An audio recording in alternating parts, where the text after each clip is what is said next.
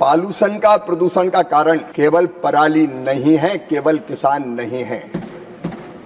जब भी दिल्ली में धुआं बढ़ता है तो किसानों को दोषी ठहरा दिया जाता है, लेकिन अब ये वैज्ञानिक साइंटिफिक तरीके से भी ये सिद्ध हो चुका है कि शीतकाल में भी जब पॉल्यूशन होता है एनसीआर में, दिल्ली और उसके आसपास, तो उसमें पराली का योगदान 5% से कभी ज्यादा नहीं रहा। बाकी जो प्रदूषण होता है वो औद्योगिक इकाइयों के माध्यम से, वाहनों से निकलने वाले धुओं के माध्यम से होता है।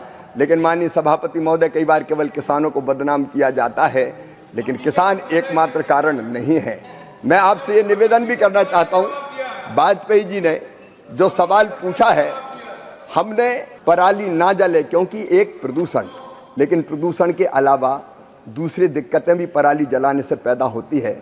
माननीय सभापति महोदय, किसान पराली इसलिए जलाता है कि हार्वेस्ट करने के बाद कंबाइन हार्वेस्टर से उसके डंठल रह जाते हैं, तो उसका प्रबंधन उसके लिए काफ़ी कठिन है और आसान लगता है कि उसमें आग लगाओ और बाद में अपनी बोनी कर लो। लेकिन आग लगाने के कारण मित्र कीट मारे जाते हैं, हमारे जो न्यूट्रेंट है वो लगभग समाप्त हो जाते हैं, ऑर्गेनिक कार्बन समाप्त होता है, मिट्टी की उर्वरकता समाप्त कम होती चली जाती है और उसके कारण पॉल्यूशन भी फैलता है।